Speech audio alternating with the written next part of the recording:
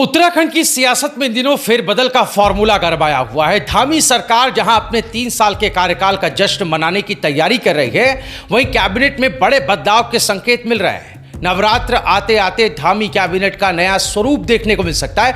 5 खाली पड़े पद भरे जाने हैं, लेकिन असली चर्चा तो 3 कैबिनेट मंत्रियों की संभावित विदाई पर हो रही है। क्या ये पूरी खबर किन नामों को लेकर है? अटकलों का बाजार गर्म। देहरादून से लेकर दिल्ली तक की दौड़ में कौन कौन से चेहरे हैं शामिल? 2027 के चुनाव में इसका क्या असर होगा? और सबसे बड़ा सवाल, महेंद्र भट्ट के विवादों में आने के बाद से बीजेपी किसे सूबे की बागडोर संभालेगी?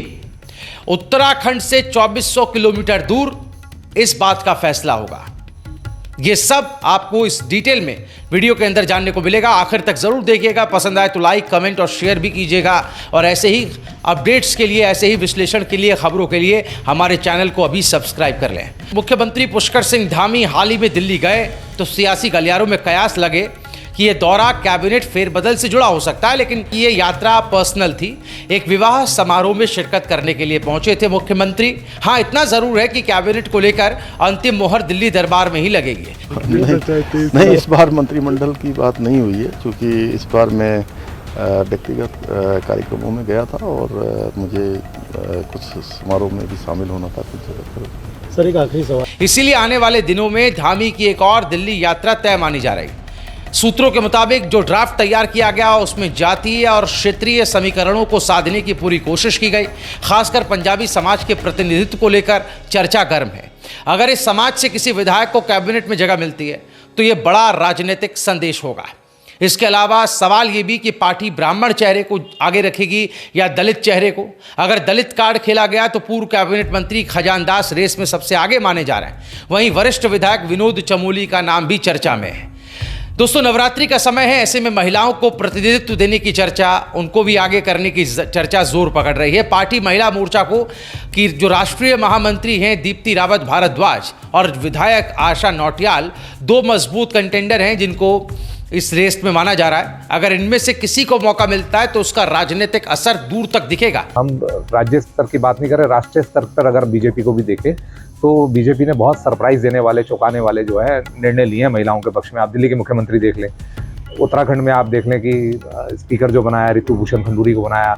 अभी पीछे जब राज्यसभा में जाने की बात हो रही थी तो किसी ने भी, प्रतिभा सैनी जो हरिद्वार को बिलोंग करती है, किसी ने भी उनके नाम का उल्लेख नहीं किया था, उनको राज्यसभा भेजा। तो इस समय कोई बड़ी बात नहीं है। जो नाम आपने, जिन नामों का आपने उल्लेख किया उनमें से वो डिजर्विंग भी हैं, जैसे आशा नौटियाल का आपने कहा, क्योंकि केदारनाथ से विधायक हैं। केदारनाथ का चुनाव आपने देखा ही है कि किस भारतीय जनता पार्टी के लिए कितना महत्वपूर्ण हो गया था जीतना, और वो ठीक ठाक मार्जिन से चुनाव जीती हैं और वो पहले भी संगठन में रही हैं। तो एक बड़ा मैसेज देने के लिए भारतीय जनता पार्टी, कोई बड़ी बात नहीं है कि उनको भी जो है प्रदेश अध्यक्छ की कुर्सी दे सौंप सकती हैं। फिर आपने दीप्ति रावत का कहा, वो भी डिजर्विंग हैं, वो भी गढ़वाल को बिलोंग करती हैं, लेकिन उनके साथ यही है कि हाँ, वो तो जातिगत समीकरणों के हिसाब से वो भी डिजर्व करती है। अब सबसे बड़ा सवाल, जिन 3 कैबिनेट मंत्रियों की विदाई तय मानी जा रही है उनके नाम कौन कौन से हैं? इसका फैसला उनकी परफॉर्मेंस के आधार पर होगा। यानी जो मंत्री जनता की उम्मीदों पर खरे नहीं उतरे उन्हें विश्राम दिया जा सकता है, आराम दिया जा सकता है। फिलहाल उत्तराखंड की राजनीति में सियासी नवरात्र चल रहे हैं। देखना दिलचस्प होगा कि धामी सरकार अपनी कैबिनेट में शक्ति का संचार कैसे करती है और किसे विसर्जित किया जाता है। कुल मिलाकर प्रदेश की सियासत में ये फेरबदल नया राजनीतिक संदेश देने वाला होगा। अब नजरें दिल्ली की मोहर पर टिकी है। उधर बीजेपी के मीडिया प्रभारी बताते हैं कि 2027 में अलग रणनीति के तहत पार्टी काम कर रही है, जिसमें युवा और महिलाओं को तरजीह दी जा रही है। केंद्रीय पर्यवेक्षक जल्द ही प्रदेश अध्यक्ष के चुनाव को लेकर भी तारीखों का ऐलान कर सकते हैं। यानी साफ है कि आने वाली 21 तारीख, 22 तारीख और 23 तारीख पॉलिटिकल घटनाक्रम के लिहाज से बेहद खास होने जा रही है। भले ही मीटिंग बेंगलुरु में हो, लेकिन यहां लिए गए फैसले उत्तराखंड में उठापटक कर सकते हैं। उधर प्रदेश बीजेपी में इस समय सबसे बड़ा सवाल ये कि अगला अध्यक्ष कौन होगा। अभी महेंद्र भट्ट हैं, जिन पर लगातार विवाद गहराते जा रहे हैं प्रेमचंद प्रकरण के बाद से, जिनके व्यवहार को लेकर, बातों को लेकर और भी तमाम मुद्दे, उनके बेटे को लेकर भी कुछ विवाद सामने आए हैं, उनको लेकर वो विवादों में है। दूसरा, टेन्योर भी खत्म हो रहा है, नया प्रदेश अध्यक्ष बनाया जाना है। क्या महेंद्र भट्ट को रिपीट किया जाएगा? क्या मौजूदा अध्यक्ष को दोबारा से निर्वाचित किया जाएगा? या फिर एक नए चेहरे की ताजपोशी होगी। कि कहीं ना कहीं उनको रिपीट करने की बात आ रही है जो मौजूदा प्रदेश अध्यक्ष हैं। दूसरी बात आपने कहा कि समीकरण क्या होते हैं।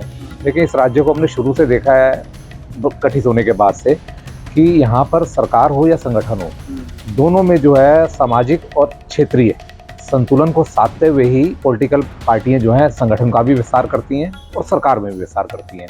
मान लिया जाए कि संगठन में जैसे अभी मौजूदा जो प्रदेश अध्यक्ष हैं वो गढ़वाल से हैं या वो एक विशेष वर्ग से हैं, और मुख्यमंत्री जो हैं वो कुमाऊं से हैं और दूसरे विशेष वर्ग से हैं।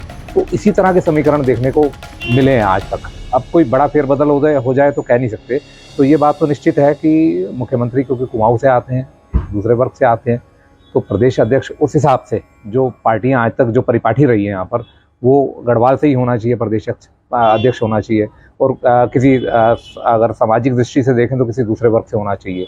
इस तरह का संतुलन रहा है और पार्टी इस तरह का संतुलन बनाती भी है। सरकार में भी हमने देखा है। कयासों का बाजार घर में दिलचस्प बात यह है कि इस बार संगठन में महिलाओं को नेतृत्व देने की चर्चा भी जोर पकड़ रही है। अगर ऐसा हुआ तो बीजेपी की रणनीति में एक बड़ा बदलाव देखने को मिलेगा। प्रदेश चुनाव अधिकारी खजान दास ने साफ किया कि अंतिम फैसला संघ ही लेगा, यानी जो भी नाम तय होगा उसमें संघ की भूमिका इंपॉर्टेंट होगी। पार्टी सोर्सेस के मुताबिक यह चुनाव सिर्फ अध्यक्ष का नहीं है बल्कि 2027 की स्ट्रेटेजी का एक हिस्सा है। बीजेपी युवा और महिला नेताओं को आगे बढ़ाने के फॉर्मूले पर काम कर रही है जिसमें संगठन को नया जोश और नई धार मिल सके। उत्तराखंड में 2027 के चुनाव को ध्यान में रखते हुए बीजेपी अभी से ही अपना सियासी गेम बना रही है। सूत्र बताते हैं कि पार्टी का फोकस युवा और महिला नेतृत्व को बढ़ावा देने पर है। यह प्रयोग अगर कामयाब रहा तो बीजेपी अन्य राज्यों में भी इसी मॉडल को अपनाने पर विचार कर सकती है। इस बीच केंद्रीय पर्यवेक्षक जल्द ही प्रदेश अध्यक्ष के चुनाव की तारीखों का ऐलान कर सकते हैं। और जैसा कि हमने आपको बताया, आरएसएस की एक इंपॉर्टेंट मीटिंग बेंगलुरु में होनी है जिसका असर उत्तराखंड में दिखाई देगा। संगठनात्मक बदलाव बीजेपी में ये एक नॉर्मल प्रोसेस, एक जनरल प्रोसेस नहीं है, बल्कि 2027 के चुनावी रण के लिए एक अहम स्ट्रैटेजिकल कदम होगा जिसमें प्रदेश अध्यक्ष के नया नाम सामने आने के बाद ये साफ हो जाएगा कि बीजेपी किस दिशा में आगे बढ़ रही है। अब देखना ये होगा दोस्तों कि संघ की बैठक के बाद सियासी समीकरण किस करवट बैठते हैं और उत्तराखंड बीजेपी में कौन सा नया चेहरा उभरता है। लेकिन इतना तय है कि आने वाले दिनों में राज्य की राजनीति में हलचल और बढ़ने वाली है। वैसे आपका ख्याल क्या है? बीजेपी में महेंद्र भट्ट को हटाकर किसे प्रदेश अध्यक्ष की कमान दी जा सकती है? क्या वाकई महिलाओं को ये नेतृत्व उनके हाथों में सौंपा जा सकता है? और जो 3 नाम कैबिनेट से जा सकते हैं, जिनकी रुखसती हो सकती है, विदाई हो सकती है, उन नामों को लेकर आपका विचार क्या है?